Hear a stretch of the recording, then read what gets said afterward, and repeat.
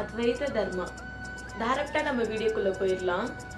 இந்த வீடியோட நான் உங்களுக்கு சில புக்ஸை இன்ட்ரோ பண்றேன். ஏன்னா இந்த புக்ஸ் நான் என்னோட அறிவுக்காகவும் உங்ககிட்ட நான் எக்ஸ்பிளைன் பண்றதுக்காகவும் இந்த சில புக்ஸை நான் பர்ச்சேஸ் பண்ணியிருக்கேன். அதாவது நிறைய பேர்னால எல்லாருனாலையும் புக்ஸ் படிக்க டைம் இருக்காது இல்லையா?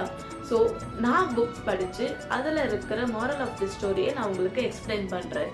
அதை வச்சு நீங்கள் புரிஞ்சுக்கலாம். இல்லை உங்களுக்கு வேறு ஏதாச்சும் புக்கை பற்றியோ இல்லை வேறு ஏதாச்சும் கோவிலை பற்றியோ உங்களுக்கு டீட்டெயில்ஸ் வேணும் அப்படின்னா கண்டிப்பாக கமெண்ட் பண்ணுங்கள். நான் அதை விசிட் பண்ணி நான் அதை படித்து பார்த்து நான் உங்களுக்கு டீட்டெயிலாக எக்ஸ்பிளைன் பண்ணுறேன். ஃபஸ்ட்டு புக்கு இதுதான். அதாவது விவேகானந்தரோட ராஜயோகம். இந்த புக் நான் எதுக்காக வாங்கினேன் அப்படின்றது வீடியோட லாஸ்ட்ல சொல்றேன். ரெண்டாவது புக்கு கர்மயோகம். இதுவும் விவேகானந்தர்து தான். மூணாவது புக் ஞான யோகம். இதுவும் விவேகானந்தர் புக் தான். ஆக்சுவலா இது நாலாவது புக் பக்தி யோகம்.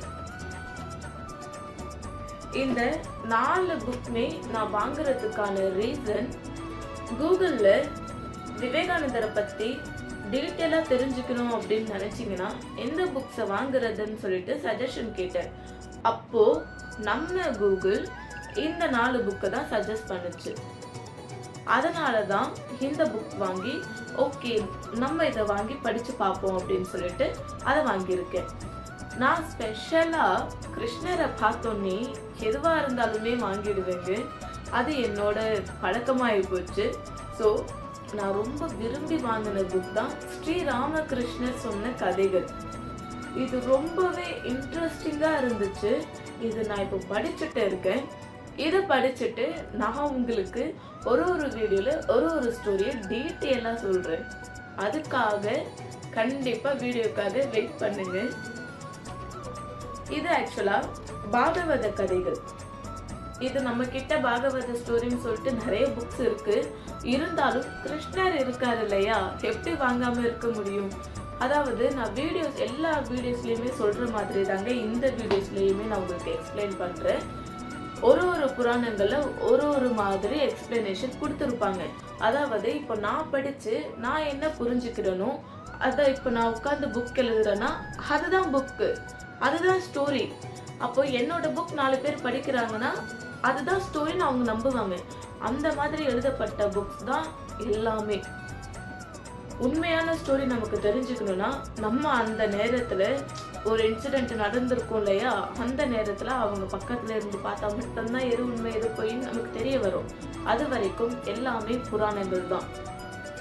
ஸோ எல்லா புக்ஸை பத்தியுமே நம்ம படிச்சு எல்லாத்தை பத்தியுமே நம்ம தெரிஞ்சுக்கிட்டு நம்ம கிருஷ்ணர் கூப்பிட்ட வழியிலேயே நம்ம போவோம். கிருஷ்ணரோட ஆசீர்வாதத்தோடய நம்ம வாழ்க்கையை நடத்துவோம். முடிஞ்ச வரைக்கும் உங்களோட மைண்டை ஒருநிலைப்படுத்துங்க. ரொம்ப டைம் வேஸ்ட் பண்ணாதீங்க.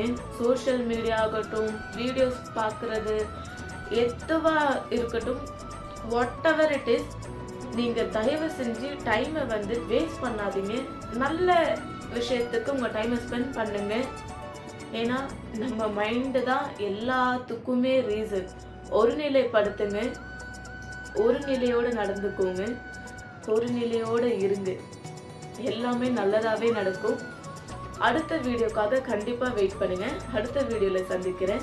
அத்வைத தர்மா.